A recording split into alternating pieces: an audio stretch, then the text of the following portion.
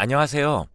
시댁에서 다 들리고 말할 수 있음에도 불구하고 귀머거리와 벙어리로 3년을 착실하게 지낸 며느리입니다. 남편과 결혼한 지 이제 18년이 다 되어 가요. 15살인 아이를 키우고 있는 전업주부입니다. 저만큼 시집살이 혹독하게 한 사람을 제 주변에서 본 적 없을 만큼 제 시집살이는 참 어려웠고 힘들었답니다. 남편에게 하소연하기도 지쳐서 이렇게 글로 쓰게 되었네요. 저는 어렸을 적부터 일복이 많은 사람이었습니다. 제 친정어머니가 아프셔서 제가 다 돌봐야 했거든요. 오빠는 서울에서 학교를 다녔는데 그래서 아가씨 때부터 20kg짜리 쌀가마니도 들고 다녔고 친정어머니 수발이란 수발은 다 들었어요. 대학생 때도 친정어머니 운전을 다 해주고도 기름값 한번 받지 못했죠. 친정이나 시댁이나 제가 하는 모든 일은 되게 당연하다고 생각하시는가 봐요. 제가 하는 건 다 당연하고 안 하면 못된 년이 되는 게 지금 제가 처한 현실이네요. 저는 임신을 하고서도 친정어머니 집을 직접 걸레로 닦으면서 청소하고 입덧으로 양냄새에 구역질이 올라왔지만 참아가며 보살펴드렸어요. 저는 그때 너무 서러웠지만 바보처럼 그냥 참았죠. 친정어머니 아버지의 병수발을 제가 다 들었습니다. 근데 다들 고마움을 모르더라고요. 그나마 제 아버지께서 돌아가시기 직전에 하신 고생했다 한마디가 전부였죠. 매일 똥오줌 가려드리고 밥 먹여드리고 씻겨드리고 정말 성심성의껏 정성을 다했는데 아버지 말고는 아무도 제게 수고했다는 말 한마디가 없더라고요. 말 한마디가 뭐가 어렵다고 그 말도 안 해주는 건지 정말 서러웠습니다. 하다못해 옆병실에 누워 계시던 할머니께서 저희 어머니를 혼내실 정도였어요. 딸이 저렇게 잘하는데 잘한다는 말 한마디 없는 게 그게 말이 되냐? 하면서 저희 어머니를 혼내셨어요.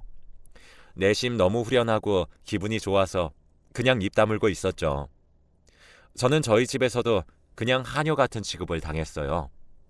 일부러 그런 건 아니지만 그냥 제가 하는 건 당연하게 된 것 같습니다. 전 남을 도와주고 남의 일에 나서서 제가 도와주는 걸 좋아하거든요. 그래서인지 제가 집의 일을 제가 하고 싶은 걸 참고 도와주는 게 어느샌가 당연해진 거였어요. 그건 아버지가 살아계실 때나 돌아가셨을 때나 마찬가지였습니다. 정말 억울하지만 저희 집의 일이니 참고 살던 거였죠. 남편과는 친정 아버지가 돌아가신 후 결혼을 하게 되었어요. 저희 친정 어머니께서 네가 아버지가 돌아가셨으니 뭘 많이 해가야 한다고 정말 많은 걸 해갔어요. 집도 해가고 집안의 가구들도 거의 다 제가 해갔죠. 큼직한 것들로 예를 들면 냉장고, 김치냉장고, 텔레비전, 소파 같은 것들로요. 그것도 다 최고급으로 해갔어요. 근데 결혼 후 첫 명절날 등짝을 세게 맞았습니다. 떡국을 푹 끓였다는 이유 때문입니다. 시어머니는 설익은 떡국을 좋아하신대요. 하지만 좋아하는 건 서로 다른 건데 그걸로 때리시며 너네 집은 이렇게 해먹냐? 어이가 없네. 이러시며 저희 집까지 욕하는 겁니다. 와중에 남편은 낭창하게 아무 말도 않고 식탁에 앉아서 보고만 있었고요. 그걸로 끝맺음이 났으면 제가 이 글을 쓰고 있을까요? 그 뒤로부터 명절 때는 그냥 전쟁이 따로 없는 수준이었습니다. 제가 체구가 좀 크고 떡대가 좀 있는 편인데 도련님은 대놓고 저보고 뚱뚱하다고 그러질 않나.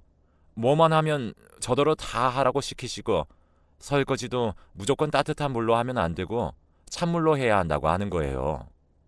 다들 과일 먹으며 텔레비전을 볼 때 저는 혼자 고무장갑도 없이 손 다 얼어가며 설거지를 했죠. 혼자 부엌에서 비참하게 말입니다. 하루는 웬일로 제게 같이 밥을 먹자고 하셔서 갔더니 역시나 저만 찬밥을 주시고 다 식어 굳은 밥을 주셨어요. 제 표정이 마음에 들지 않으셨는지 싫으면 먹지 말라며 밥을 그냥 버리셨죠. 너무 비참했습니다. 전 항상 시댁 식구들이 밥을 다 먹고 남은 것들로 밥을 먹어야 했네요. 그래서 밥도 항상 식은 것으로만 먹어야 했고요.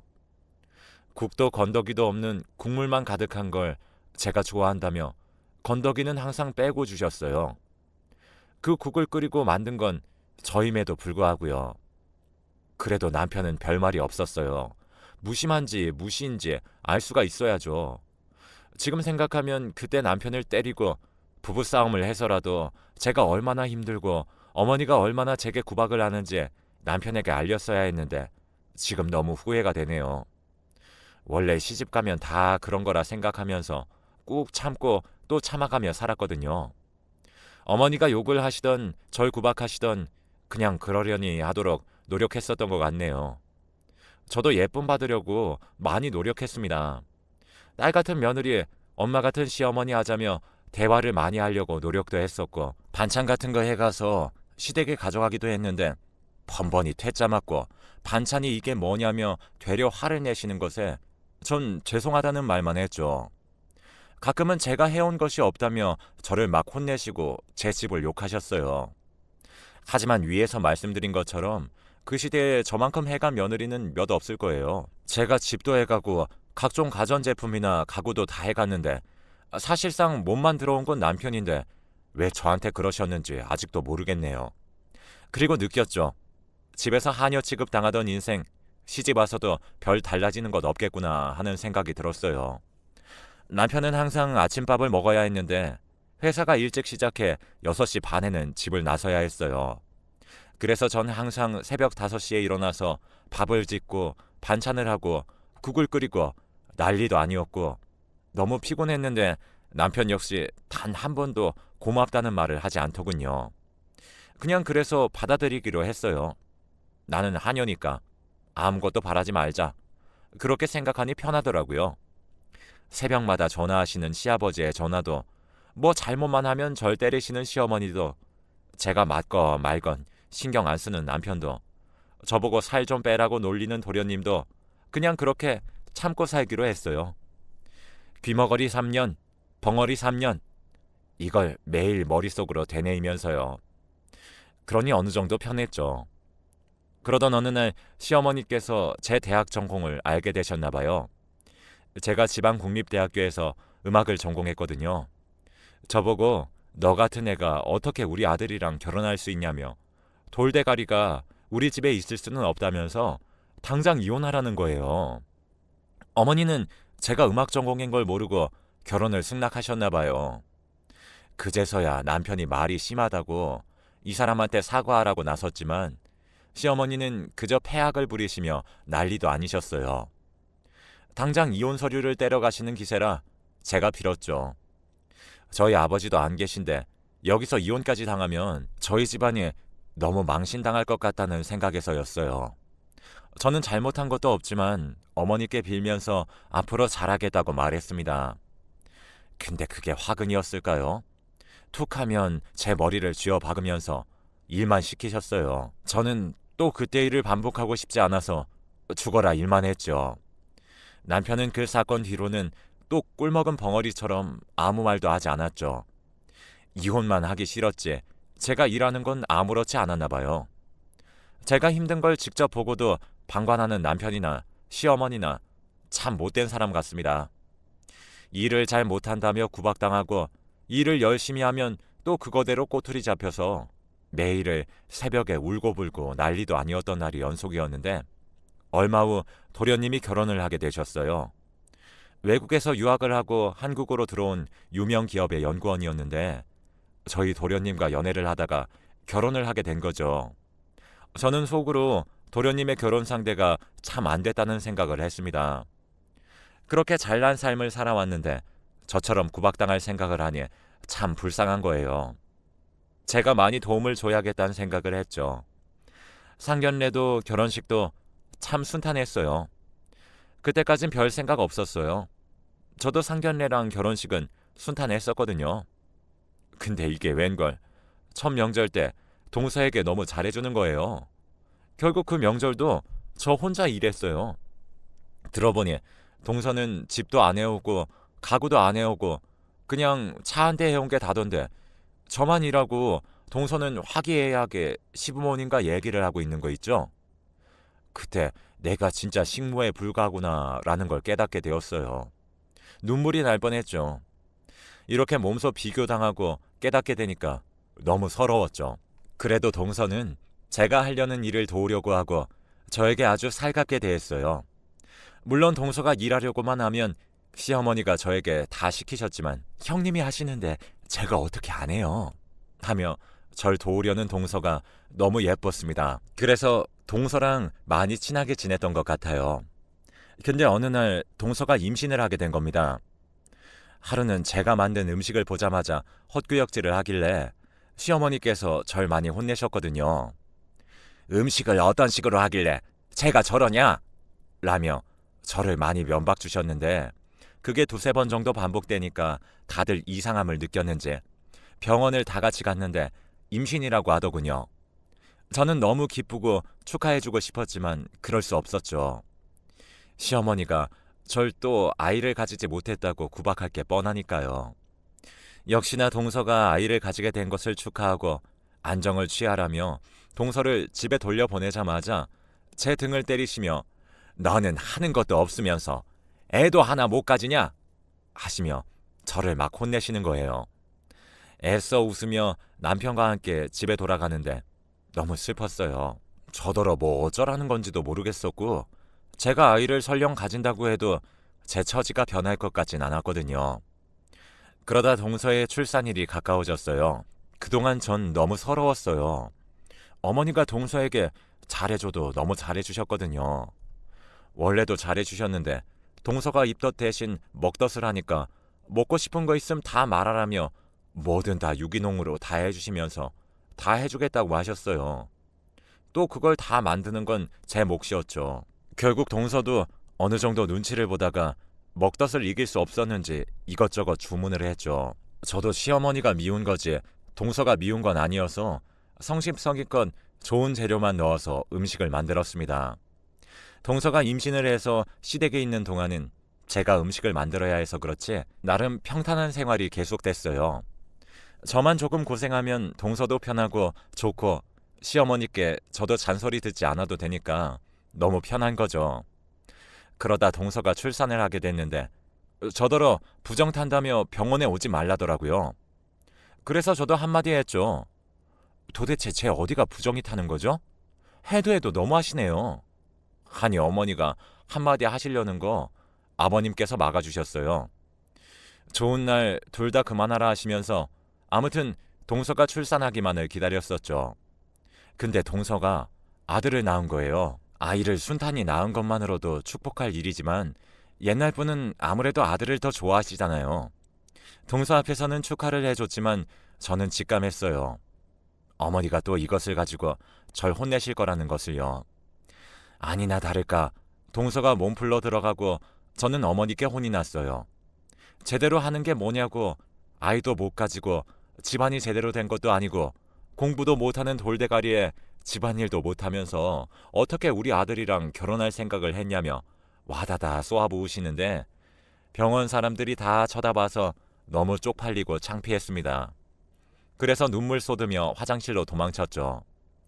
거기서 한 할머니분이 위로해 주셔서 울음을 그쳤어요. 동서가 몸을 풀고 산후조리원에서 나온 지 얼마 되지 않아 저에게도 축복이 찾아왔습니다. 드디어 아이를 임신한 거죠. 3년 만에 늦게 오랜 시간 기다려 찾아온 아이인 만큼 다들 축복해 주실 줄 알았어요. 근데 또 제 착각이죠. 시어머니께서 엄마 닮은 돌대가리일 게 뻔해 이런 식으로 말씀하셔서 전 또 눈물을 흘렸습니다. 아무리 그래도 자기 손주인데 너무한 거 아닌지. 엄마 닮아 돌대가리라니 제가 무식한 면이 있으면 몰라. 그런 것도 아니고 나름 공부 다 했는데 예체능이라는 이유만으로 그렇게 막 저한테 돌대가리니 냄새가 난다느니 그러는 겁니다. 아이가 들을까봐 너무 겁났고 너무 서럽고 제 자신이 너무 원망스러울 정도였죠.